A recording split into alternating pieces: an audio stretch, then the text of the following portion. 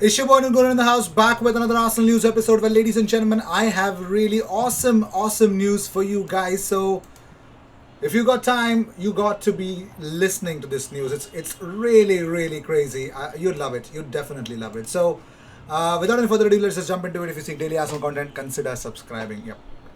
Moving on. So, the first news that we got for you guys is that AS claim that Arsenal are ready, preparing a firm offer for Inter's Achraf Hakimi to close the signing as soon as possible. Now, with several strong clubs in Europe on the lookout for the Moroccan, Inter have decided to put him up for sale but want to make a profit on the 40 million euros that they have actually paid for him. The economic situation of Inter is not healthy at the moment. AS add that Hector Bellerin's career is further away from Arsenal every single day. Which is why the club have targeted Hakimi as a replacement for him. Now, Achraf arrived in Serie A in the summer of 2020 for 40 million plus variables after a very regular season, being a fundamental piece for Antonio Conte, one of the players who has led Inter to the top of the table, even ahead of Juventus, with several strong clubs in Europe on the lookout for him. Arteta welcomes Achraf signings. The addition of the right back is a priority for the next transfer market. From the Emirates, they are already preparing a firm offer to close the operation as soon as possible. Achraf is closer to the Premier League. Now, Real Madrid included in Achraf's contract a right of first refusal during the years of the Moroccan's contract at Inter. Therefore, the first club with rights over the player is the white club, that is Real Madrid. In January, rumors already arose that Madrid could refish him, but soon they came out to deny it from the offices of the Bernabeu. Everything indicates that Achraf will not return to his boyhood club or childhood club. So Achraf Hakimi to Real Madrid back may not definitely happen, but they really have the right to call the chips, to reject or refuse the first club that would want to buy him off. Crazy deal, but hey, that's that. Moving on, so Martin Keown has given his verdict of exactly what is wrong with Pierre-Emerick Aubameyang. He calls on Mikel Arteta to actually drop Pierre-Emerick Aubameyang for Gabriel Martinelli. Now, Aubameyang has endured a very mixed season this time around, scoring 14 goals in 31 appearances across all competitions, but often struggling to make an impact for Mikel Arteta's side.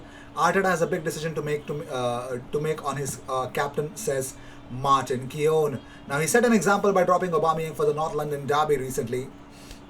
Aubameyang was supposed to start against Spurs but turned up late and was pulled.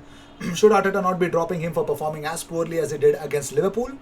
If he sticks with him, he risks losing the respect of the group. It's time to bring in 19-year-old Gabriel Martinelli. He is too good to be sitting on the bench. Now, Aubameyang has been Arsenal's most important player over the past 3 seasons, but his contributions have actually gone down. Now, also, Keown says his teammates see him in training and know what he can do. They will be baffled by his continued absence. I know I am. Use him on the left, use Bukayo Saka on the right, start Emil Smith Rowe. Then you'll have a team who can pose problems for the opposition. There were too many passengers against Liverpool. They need to bounce back against a Prague side who have knocked Leicester and Rangers out of the Europa League. Arteta has big decisions to make. Once, he needs to get right. I don't know if he's going to get this one right or not, but that'll be crazy. Now let me know in the comments. I will definitely put it on the community tab as well right now, as soon as I actually finish this episode. Let me know what you guys actually feel about. Should Arsenal actually drop Aubameyang for his poor show against Liverpool, or would you accept that that poor show was actually for the whole team and the whole team is responsible for that? Let me know in the comments. Do you guys want to see Gabriel Martinelli over Aubameyang against Slavia Prague, or would you want Aubameyang play as a centre forward? Let me know in the comments. So also there's another update. Today I'll be live on Instagram. The timings I'll share it with you. I'll be live on Instagram, and follow me on Instagram, the links of which is in the description. We're gonna do Premier League quiz, and you guys can definitely take a part in that. So let's just jump back to the news that we got here. So Toure says the Ivory Coast legend Kolo Toure believes that clattering Arsene Wenger during his trial with the Gunners showed he had the attitude to succeed. The former Arsenal star Kolo Toure has revealed how a slight tackle on Arsene Wenger changed his career for the better. Now, he was an unknown when he actually joined Arsenal from ASEC Mimosas in 2002, but that 150,000 pounds switch altered the course of his career. Now, he says that I was really fortunate to be able to go to that trial. I spent 2 weeks there, and as you know, I put that tackle in on Arsene Wenger.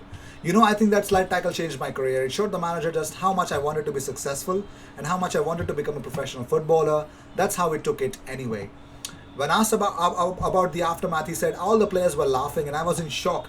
I thought they were going to get rid of me there and then, but Arsene is an intelligent guy.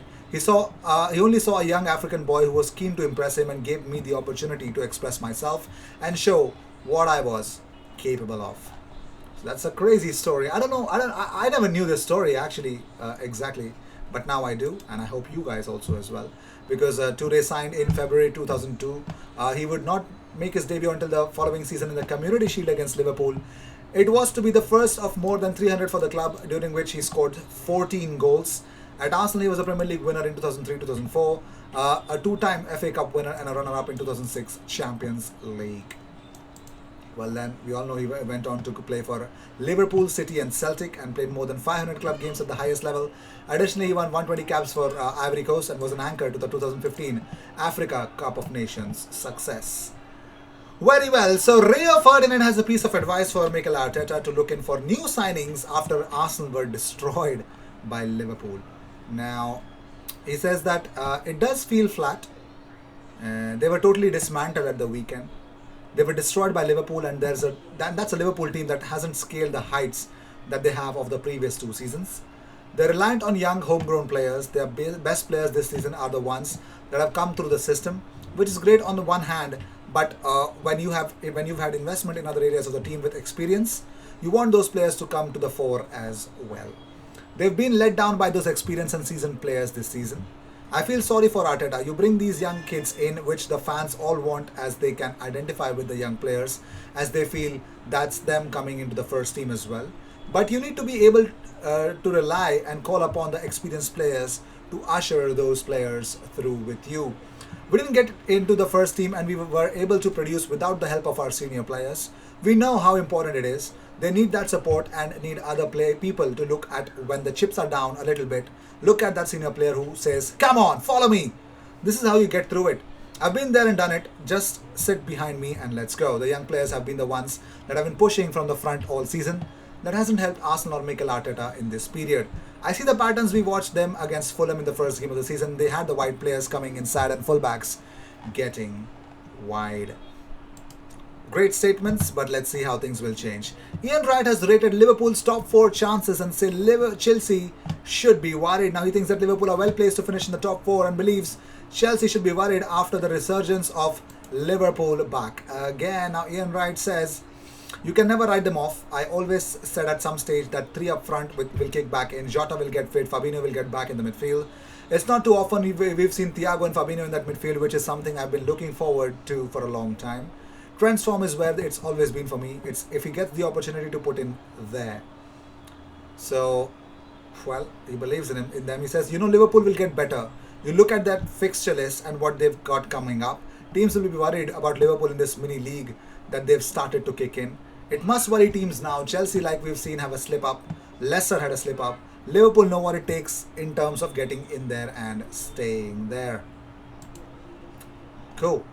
But Ian Wright also has a message of advice for Mikel Arteta, ladies and gentlemen. Yes, he says that Mikel Arteta has an unbelievable amount of work to do in the summer to fix mentally weak Arsenal. Mentally weak Arsenal. I'm not saying he's wrong. Of course, he's bang on correct. He's an Arsenal legend.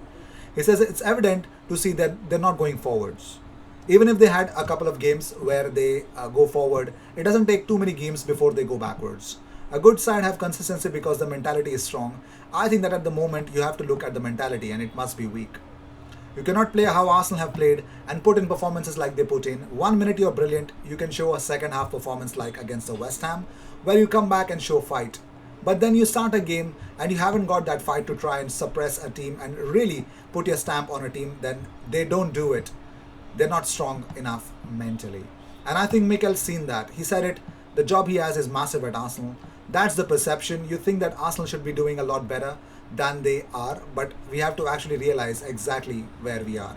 There's going to be some work that's going to have to be done in the summer, and it's going to have to be unbelievable work, because there's got to be so much done mentally as well as moving certain players on and getting the kind of player in that's going to bring Arsenal back to the place that they want to be. It's going to be easy. It's not going to be easy, and it's not going to be a 5-minute job. I completely agree with Ian Wright with this one. So with this, we end this episode. Thank you so much for this support that you guys are giving me. Consider liking the video. It helps my channel to grow. And of course, consider subscribing if you have not. If you seek daily Arsenal content, best place to be.